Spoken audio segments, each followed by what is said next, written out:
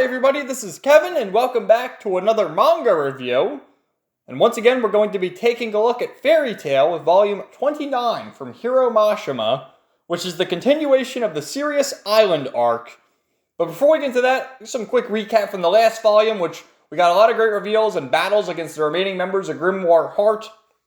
In particular, we learned that Kana is the daughter of Guildarts, and there was this epic scene where the whole group, it was Natsu, Lucy, Wendy, Happy, Carla, the wounded Makarov, who's still unconscious from his battle against Hades, and then Kana were just getting destroyed by Blue Note Stinger, who is the second strongest in Grimoire Heart below Master Hades, and they couldn't even stand. They were just getting obliterated by the guy, and then Guildarts came in for the save, and it was so epic, man, because we, the readers, know that Kana is the daughter of Guildarts, and Lucy knows, but nobody else does. And I don't want to get too into it because I'm going to waffle on for too long talking about that. But if you want to know more, refer to my review of volume 28.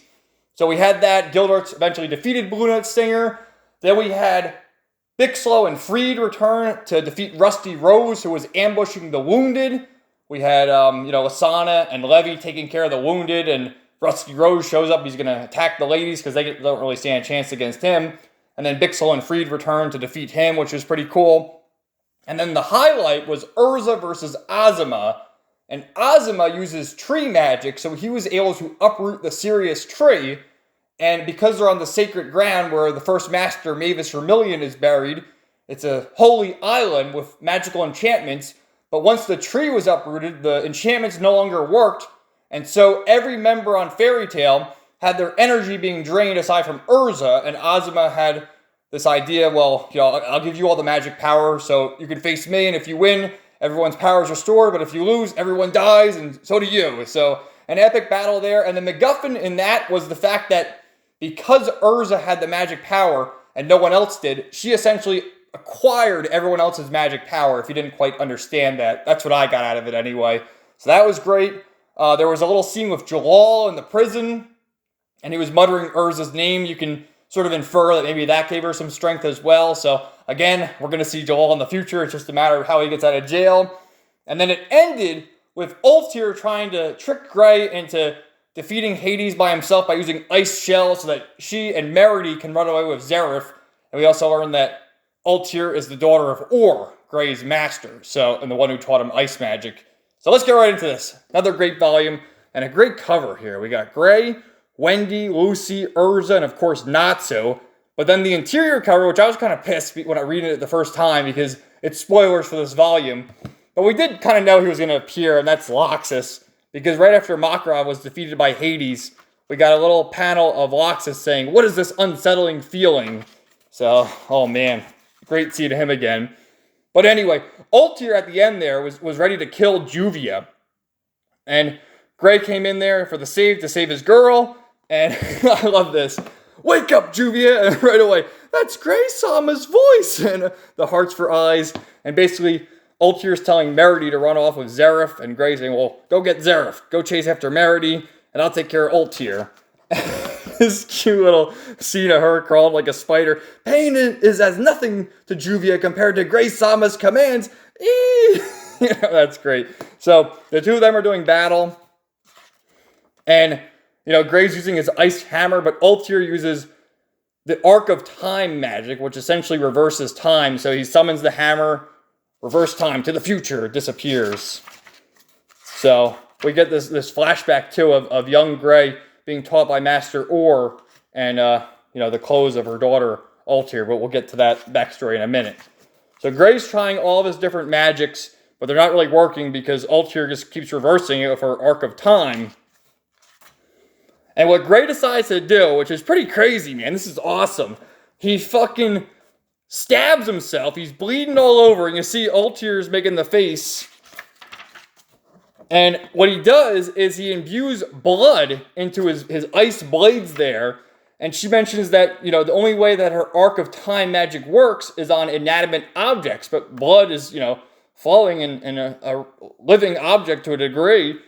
He has these ice blades here. He's bleeding all over. Like, why would you cut yourself there, dude? I know you need a lot of blood. But look at this, man. Ice blade, 7-slice dance. Whoa, how crazy is that, man? So he's taking care of Ultir. And then we get the flashback of young Altair. And she's starting to do this stance where she says, "Ice make Rosencrone," and it's like these ice roses or whatever, and thorns.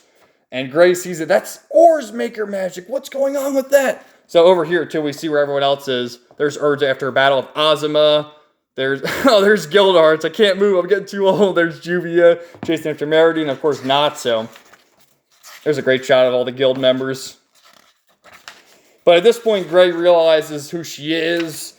And we get the flashback to Altair. And basically, she says that she hates her mother, or because she was abandoned. And what happened was she was taken to this facility because she had so much magic power that Orr took her to this magical facility to try and control the magic. And one day, Altair escaped and made her way back, but saw her mother here with two young boys, Gray and Leon. And you can see the tragedy here, because Orr's trying to fill the gap to have children because she lost her own. And just horrible, man. What a tragic backstory there. Every one of these characters has had a tragic backstory where their parents have either died or they're just left alone. I mean, my God, man. So she was taken to this facility and basically given more enhanced magic. And she says she wanted to do it to get revenge. And she starts doing all these studies and comes across Hades about the lost magic once Zareth is revived. The Arc of Time. That's where she learned the time magic, because I guess at first she knew ice magic because of her mother. And in this battle, she's falling into the water here and says, "I just wanted to go back and do it all over and to change my cursed life into one of happiness. I will complete the great magic world." And as she's in the water here, she hears a voice. And I like what they did here with this voice. So again, here's Altair, or rather Orr, taking Altair to the facility. And the reason why she hears the voice is because if you remember all the way back from the Galuna Island arc when they were going up against Deliora, it was Orr's ice shell that sealed Deliora, and once it was broken, the water that was once ice went to the ocean, and so Orr's essence is in the water here, in the ocean, so she can feel her mother in the fucking ocean, and just so sad, man, because it's like, no, Orr didn't abandon you. She thought she was helping you. And they lied to Orr. They said that Altair died because of so much magic. And just terrible, man. So, amongst all this, as Altair's having her revelation, Gray uses his last attack here, summoning this giant ice geyser and impaling her, although she's not dead. You'll see later. But defeating her. And just, oh, man. Because it's like another misguided villain. Here you have Gray. Orr spoke to us about you only once. When that girl was born, I felt a light coming into my heart, and I saw a future full of hope for her. I was so very happy.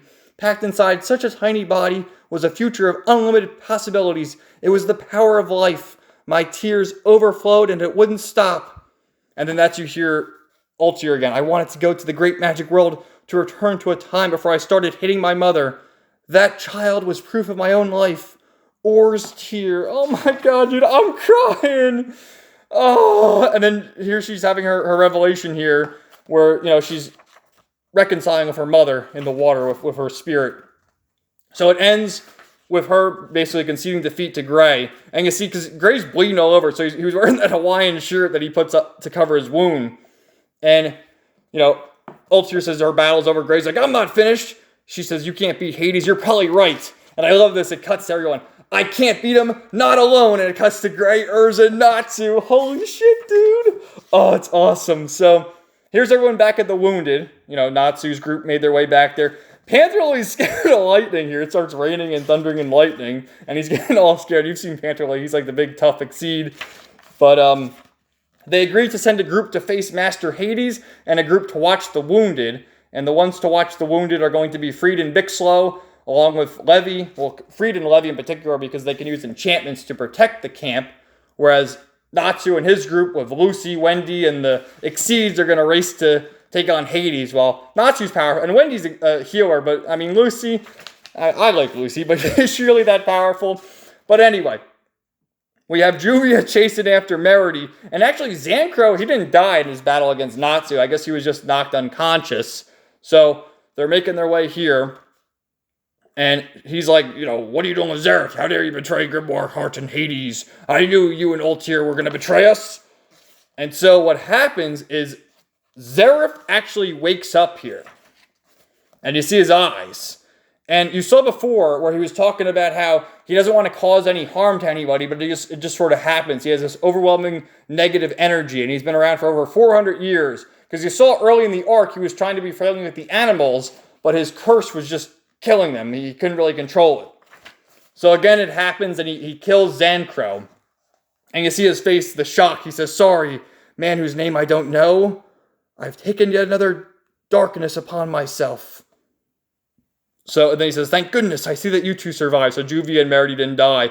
I do not intend to do anything in this age. I shall be no one's ally, no one's enemy. However, if this age were to come to an end now, then I might act once more. I wish you'd come break me before that happens. Natsu. So, of course, we know, too, that he has a connection to Natsu somehow. And then Doranbolt is there right now. And he says, look at how he's sweating all over. The word he spoke just now? Acnologia? What the fuck does that mean? So, Gray's walking, trying to find somebody. And, that big cut he has, he's bleeding all over and he's ready to collapse. I can't make it. And Urza catches him, dude. Oh my god, this is so awesome. Urza, are you alright?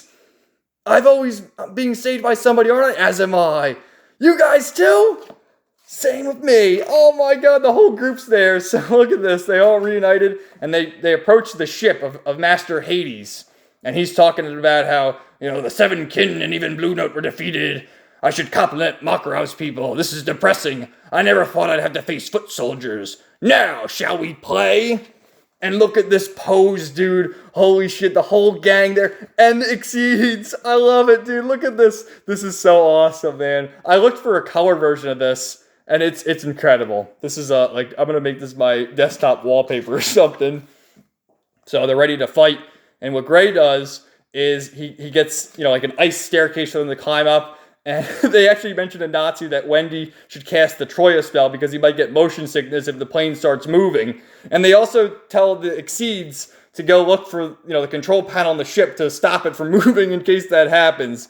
So, Hades! And Natsu's coming right in with a fire dragon punch.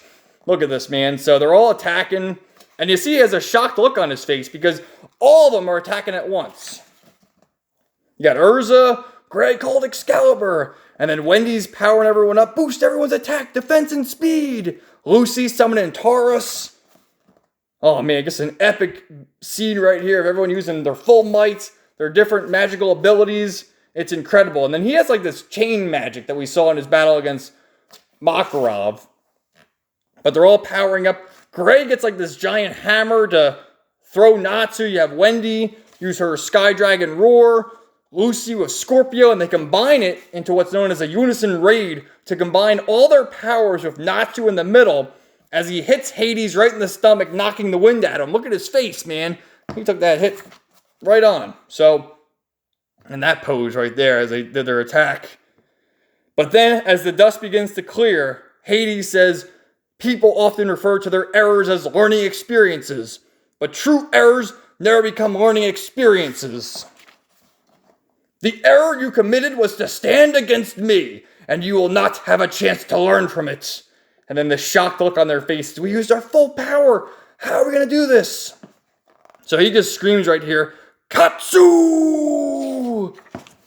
And fucking Wendy vanishes. All that's left are her clothes. Vanishes into thin air. And everyone, oh my god, he killed Wendy? Although, Wendy's okay, because Horologium, Lucy's spirit, was there to save the day, and they got this cutesy scene where it's oh, well, I couldn't save Wendy's clothes, so she's in there naked, but they give her a new outfit ready to go, ready to fight, and, Hades is oh, you won't get any more second chances, prepare for this, and he has these crazy, death beams and curses and whatnot. Unbelievable. They're trying their best, but after using their full might of their power, and they had so many crazy battles from before, Urza versus Ozma, you had the whole gang getting attacked by Blue Note, you had Lucy getting attacked by Kane, you had, just a bunch of other battles early on, and of course Gray against Ultir. So they're at their limits, And he just keeps firing away. Bang, bang, bang. Firing Natsu right in his leg. Bang, bang. Look at him.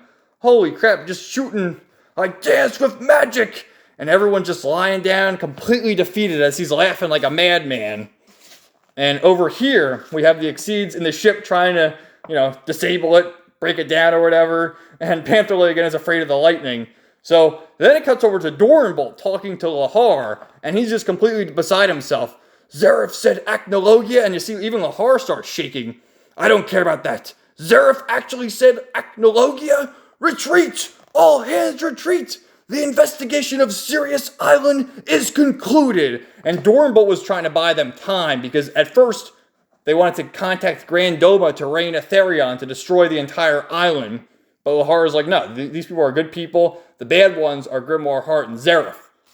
So, he thinks it's all his fault and he's running away.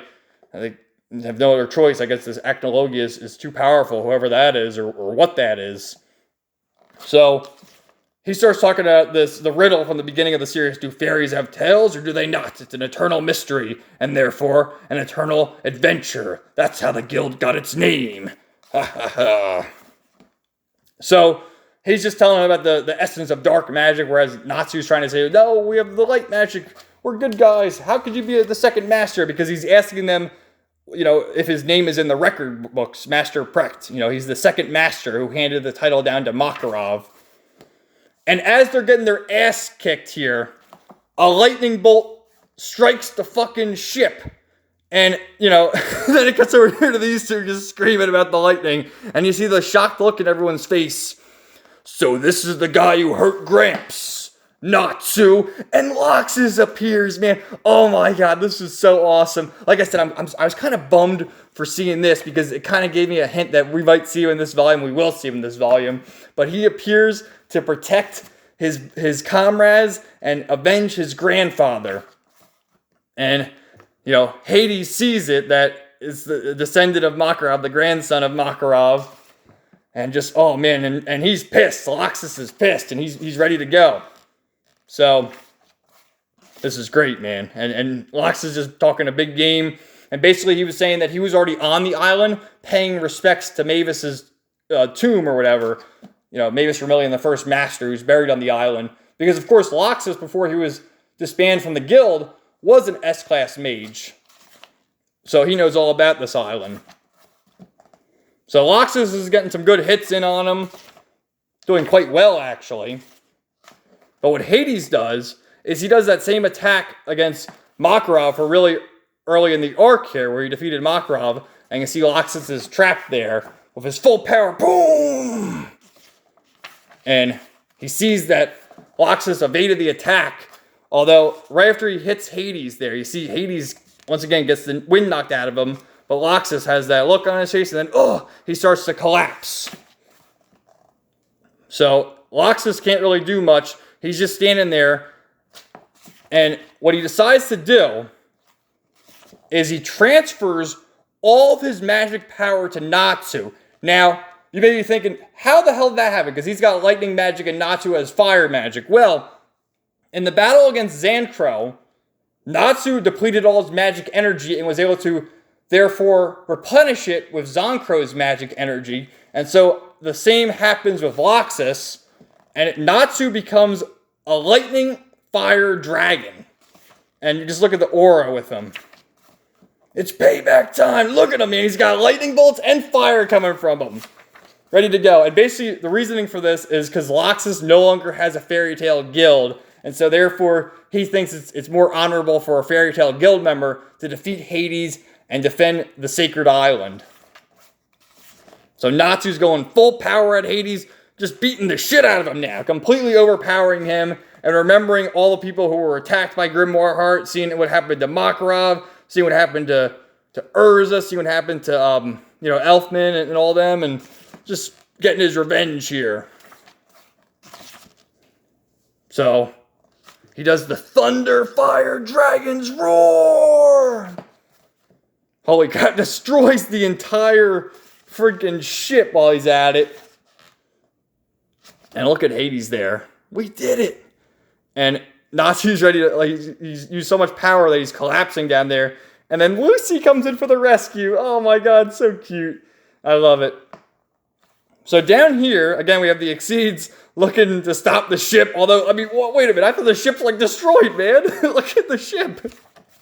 So what are they even still doing on there? But it'll make sense in a minute. So anyway, Hades gets up and he says, "No one's hit me this hard in 10 years. It would be an easy thing to simply wipe them out at this point, but I must pay them back for the entertainment they've given me. The devil's eye opens!" And he gets rid of the eye patch. "The depths of magic. You've entered a region beyond the reaches of your imagination.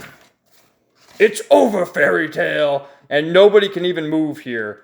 They used all the magic they have left. They can't even move. So they made their way here into what they call the Grimoire Heart. And it's actually a mechanism that is giving Hades endless life. Because, well, look at Makarov, for instance. Well, first of all, look at Loxus. I think they've revealed that Loxus' age is 23, and Makarov's his grandfather. So Loxus' father is probably in his 40s, 50s. So Makarov, they haven't revealed his age, at least not to my knowledge. He's either in his 60s or 70s. So Hades has to be like in his 90s. I mean, that's just a guess that I have. So how the hell is he this powerful and that old? So anyway, these peons from Grimoire Heart start attacking the Exceeds, and Pantoli transforms and then steals their sword, and he transforms into the giant sword again. So that's pretty cool. So we get some more Pantoli action. And Hades is using this hidden magic known as Nemesis, which reveals all these evil ghouls and stuff. And then again, he's talking about Zeref, and once we get Zeref, it'll be the grand magic world, the one magic. And he has this army of evil demons after him now. And they can't really do anything. Like, everyone's just crying. Lucy's hugging Natsu. Gray's just falling down. "What am I so scared for? Damn it!" And again, like, look at this. And he says, "What's wrong? Your friends are all right here." And he calls back to what Gildar's told him about confronting their fears. And Natsu says, "There's no reason to be afraid. We're all together. We'll protect each other." So that gives them their burst of energy, and they all stand and charge in. And as this is happening, they just swat away these things, because at the same time as they're attacking here, the entire ship explodes again. Despite it looked like it exploded early on, but anyway, it does that again. And, you know, the ship explodes as they attack Hades. And I love this scene too, again, you know, proving the whole Lucy, Natsu, Nalu ship of Natsu's scarf flying in the breeze. And as Hades is attacking, Lucy comes in there for the rescue to rescue the scarf. I love that. It's so cute. But he gets the last punch in on Hades, kicks him out of the way. And it was the freaking Exceeds who saved the day. They destroyed the mechanism, keeping Hades young. Well, we can't discredit Natsu and Loxus and everyone else, but they finally defeated him. And then we get this cool thing, showing the change of heart of Ultir, where the Sirius tree is born again. It's back to normal, with Ultir using her Arc of Time magic to restore it. And everyone has their magic coming back. Natsu's getting his last hit there. Incredible. And even Loxus. So, yeah, and then Capricorn shows up. Of course, Capricorn was a member of Grimoire Heart, with Zoldio taking his body, but we learned that he's actually contracted to Lucy because he was contracted to Layla, Lucy's mother, so therefore the contract extends to Lucy. So everyone gets their last attacks in here, right? We got Wendy, we got Gray, Urza. Unbelievable, man. I love it. So what's this? Natsu does Dragon Slayer Secret Attack version 2. Gorin Baku Rajin, which translates to Blazing Exploding Thunder Sword. I love it, man. Then everyone looking on. This is our guild. I fucking love it. This was fantastic, man. Just seeing Loxus return. Although I'm kind of pissed. Like, the first time reading it, just seeing this, I'm like, oh, Loxus is gonna make an appearance. He has to. He's on the cover. But learning the backstory about Ultir and Or, and seeing Ultir's change of heart. And we saw Merity. She's really not that bad. She's just a young girl who was raised by villains, so she can't possibly be that bad. Just the whole scene, let me find that picture again, when they're getting ready to take on Hades, where they're all, this right here. I love it, man. I love that. And then they all use their attacks together. Of course, Loxus returning to save the day. Incredible, man. This is incredible. I love this series. I can't wait to see what happens next. I'd imagine, Volume 30 is essentially just the end of this arc here and then returning home. That's what I would imagine. So, thanks for watching, everybody. Let me know what you thought in the comments down below, and stay tuned for more videos coming soon. Have a great day, everybody.